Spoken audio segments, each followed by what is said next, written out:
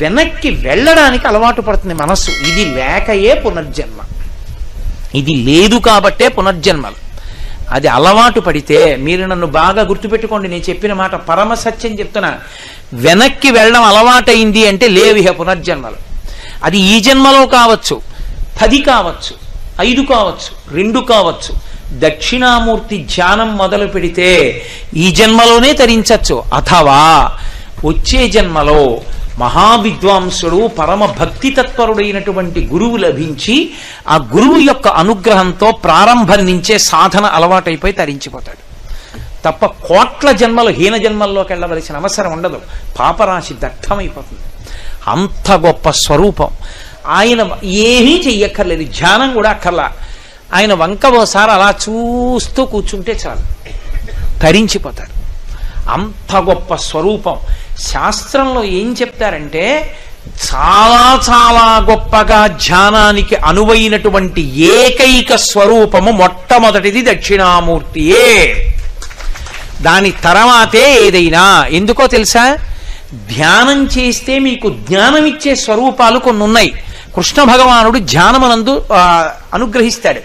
కానీ త్రిభంగిగా ఆయన నిలబడితే ఒక్క సన్యాసి మాత్రమే ధ్యానం చేయాలి. అలా ఒక్క కృష్ణుణ్ణే చెయ్యాలనుకోండి, సన్యాసే చెయ్యాలి.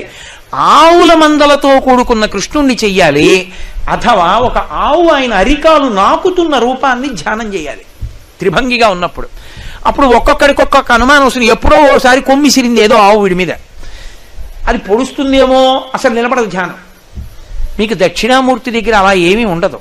అందుకే దక్షిణామూర్తి గొప్పతనం ఏమిటంటే, దాని శక్తి అది కాబట్టి తెలిసి చూసినా తెలియక చూసినా అనుగ్రహించేస్తుంది. మంచి దక్షిణామూర్తి ఇంట్లో ఉందనుకోండి ఎదురుగుండా, పిల్లలు కూడా కొంతకాలం తర్వాత దాన్ని చూస్తారు. నేను వ్యక్తిగత విషయాలు చెప్పడానికి ఇష్టపడినా కానీ మీతో ఒక యథార్థం చెప్తున్నా. అసలు నాకు శంకరాచార్యుల వారి పట్ల భక్తి కలగడానికి కారణం ఏమిటో తెలుసా? నాకెవ్వరూ శంకరాచార్యుల వారిని నువ్వు భక్తితో సేవించు అని చెప్పిన వాళ్ళు ఎవరూ లేరు. నాకు ఎందుకు కలిగింది అంటే, మా పెద్దనాన్నగారి ఇంట్లో శంకరాచార్యుల వారు ఛత్రపతి శివాజీ ఫోటోలు ఉండేవి పెద్దవి.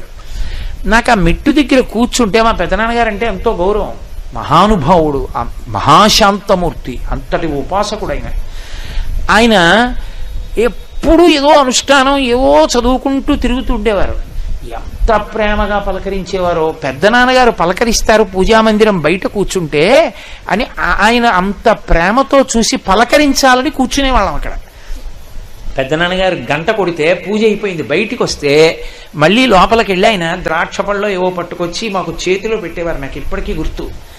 పెట్టి పెద్ద పెద్ద అరిచేతులు పెట్టి, ఏరా నాన్న బాగా చదువుకుంటున్నావా, ఏం చూస్తున్నావు అనేవారు. తప్ప ఏరా అనడం కానీ, గట్టిగా మాట్లాడడం కానీ, నిందించడం కానీ నేను ఎప్పుడు ఎరగను.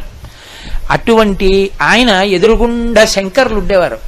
ఏమిటి ఆ పులిబొమ్మ ఏమిటి, ఆ చర్మం ఏమిటి, ఆయన ఏమిటి, ఆ కళ్ళు ఏమిటి, ఎంత బాగుంటారో, ఎవరైనా ఎక్కడుంటారీనా అనిపించేది. మా పెద్దనాన్నగారిని ఓసారి అడిగా, ఎవరండి పెద్దనాన్నగారండి ఆయన అన్నాను. అంటే ఆయన అన్నారు, ఆయన ఎవరో చెప్పాలి అంటే ఆయనే చెప్పాలి, నువ్వు ఆయన్ని చూస్తూ ఉండు చాలన్నారు. ఆయన్నే చూస్తూ ఉండేవాడిని. బహుశా ఆ పుణ్యమే శంకరాచార్యుల వారి గురించి చెప్పగలిగిన అదృష్టాన్ని నాకు కట్టబెట్టింది. దక్షిణామూర్తి కూడా అంతే. మీ పిల్లలు రోజు వెళ్ళి దక్షిణామూర్తి ముందు ఒక్క 2 నిమిషాలు కూర్చుని మాట్లాడకుండా మౌనంగా ఇన్ని చూసి వెళ్ళిపోవడం అలవాటు చేసుకున్నారనుకోండి, జీవితంలో ఒక కీలకమైన మలుపులో ఆయన ఆదుకుంటాడు, ఆదుకుని గట్టెక్కించేస్తాడు. దక్షిణామూర్తి దక్షిణామూర్తే. శైవాగమంలో ఇక అటువంటి మూర్తి లేదు.